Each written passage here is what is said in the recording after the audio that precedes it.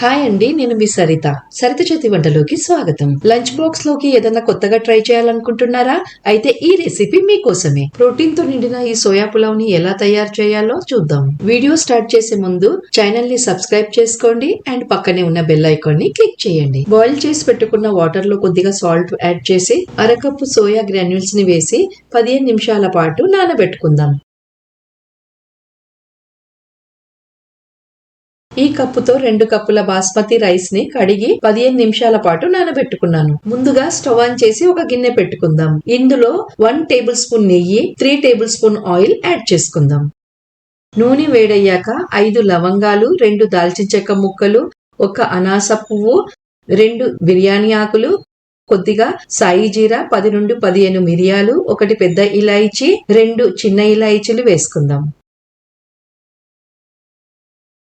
మసాలాలు చిటపటలాడగానే 2 కట్ చేసి పెట్టుకున్న ఉల్లిపాయలు యాడ్ చేసి బాగా మిక్స్ చేసుకుందాం. ఇప్పుడు ఇందులో 10 నుండి 15 కాజులని యాడ్ చేసుకుందాం. ఉల్లిపాయలు వేగిన తర్వాత 1 టీ స్పూన్ అల్లం వెల్లుల్లి పేస్ట్ వేసి పచ్చివాసన పోయేంత వరకు వేయించుకుందాం. ఇప్పుడు ఇందులో కొద్దిగా పుదీనా యాడ్ చేసుకుందాం. దీనిని ఒకసారి బాగా మిక్స్ చేసుకుందాం.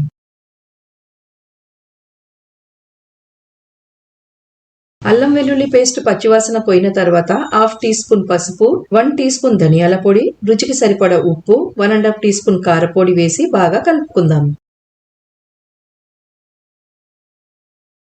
సోయా గ్రాన్యూల్స్ నుండి వాటర్ పిండేసి ఇందులో యాడ్ చేసి మసాలాలు బాగా పట్టేలా కలుపుకుందాం. మసాలాలు బాగా కలిసాయి. ఇప్పుడు ఇందులో 5 కట్ చేసి పెట్టుకున్న టమాటాలను వేసి కలుపుకుందాం. ఇందులో 3 కట్ చేసి పెట్టుకున్న పచ్చిమిర్చిలను వేసుకుందాం. ఇప్పుడు దీనిపైన మూత పెట్టి లో ఫ్లేమ్ మీద 3 నిమిషాల పాటు ఉడికించుకుందాం. 3 నిమిషాల తర్వాత మూత తీసి ఒకసారి కలుపుకుందాం. టమాటాలు చక్కగా ఉడికాయి. ఇప్పుడు ఇందులో 1/2 టీ స్పూన్ బిర్యానీ మసాలా వేసి కలుపుకుందాం.